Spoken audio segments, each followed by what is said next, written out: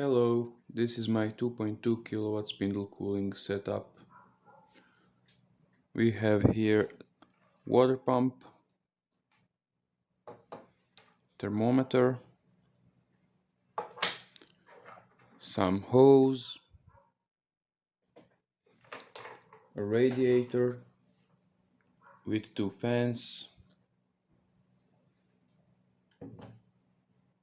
some plexiglass,